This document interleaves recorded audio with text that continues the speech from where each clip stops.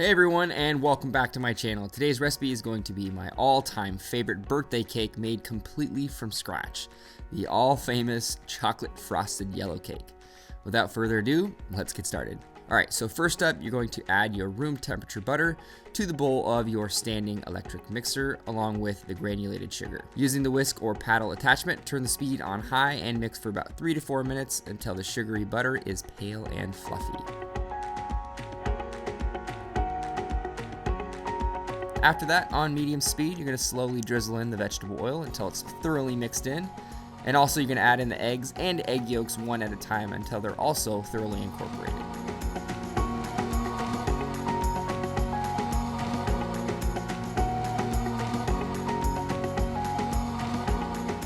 Once the eggs are mixed in, slowly add in the milk, a scoop of sour cream, and continue to mix for about 2 to 3 minutes. Then remove the bowl from the mixer and begin to sift in the cake flour, all-purpose flour, baking soda, baking powder, and salt.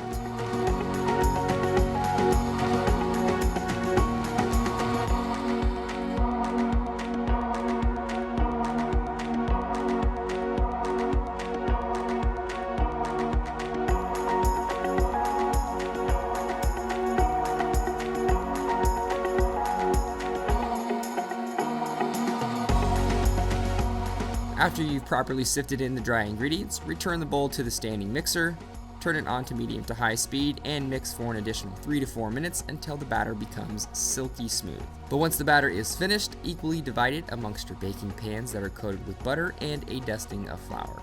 Give the pans a few taps on the counter to remove any large air bubbles, and then you're going to bake the cakes in the oven for 30 minutes at 350 degrees Fahrenheit. But one thing I want to mention is that when you're transferring sticky substances like this, you want to make sure that you're using a rubber spatula, because any other utensil with hard edges or any metal utensils or even plastic utensils have a hard time reaching those really hard to get places, and you end up losing quite a bit of your recipe. So just keep that in mind.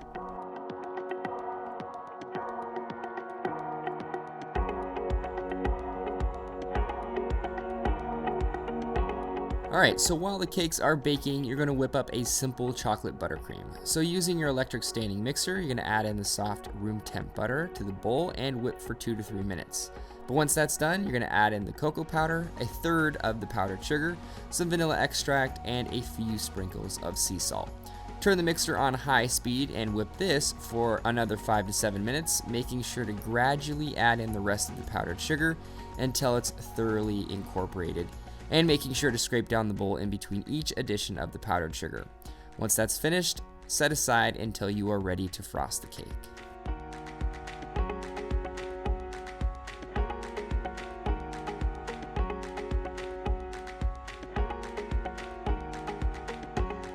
Now that the buttercream is finished, stick a toothpick in one of the golden brown cakes, and if it comes out clean, they are ready to go.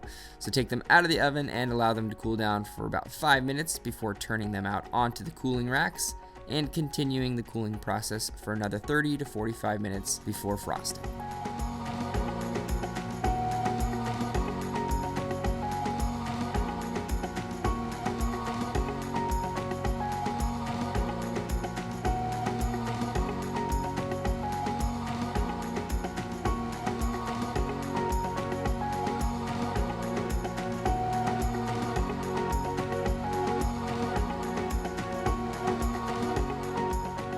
Alright, so now that the cakes have cooled down, you can either leave them be and frost them just the way they are, or you can trim them down so that they're the same thickness, stack them, and frost the whole shebang. Of course, you can get really fancy with the frosting process with different piping tips, cake decor, and other garnishes, but I like to keep this particular cake as clean and simple as it is. Yellow cake, chocolate frosting, done.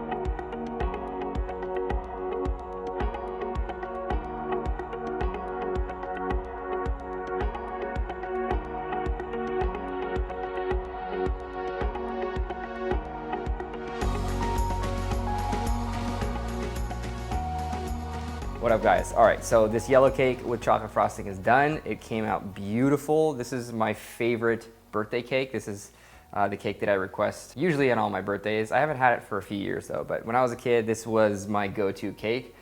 This and German chocolate, but this was definitely my go-to. Nonetheless, like I said, this came out really, really good. The crumb looks beautiful, nice and fluffy. The chocolate frosting is 10 times better than any store-bought chocolate frosting you can get. Has a little bit of that salty, savory flavor. I added a little bit more salt than I normally do, and it's so, so good. So I'm gonna taste it, tell you guys how I did, and enjoy some chocolate cake. All right. It's like just very tender and beautiful. And it's just, I'm very happy when things like this come out this good.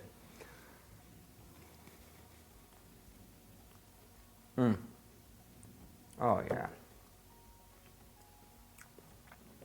It's a perfect amount of frosting too. This is so, so, so good.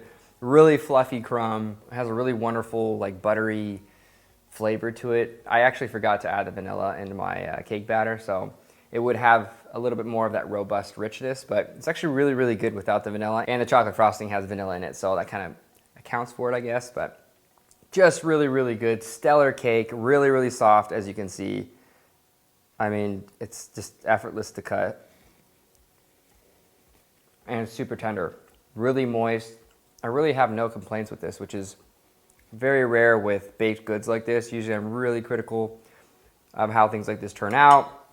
Flavor-wise, texture-wise, you know, there's a lot of things that can go wrong in making a cake. So none of those things really happened this go-around. So I'm very happy and excited that this was so successful. Hopefully you guys enjoyed this recipe. If you did, make sure you give it a huge thumbs up. Comment down below for future video requests, things you want to see on my channel. And of course, subscribe at the end, and I will see you next time with another delicious recipe.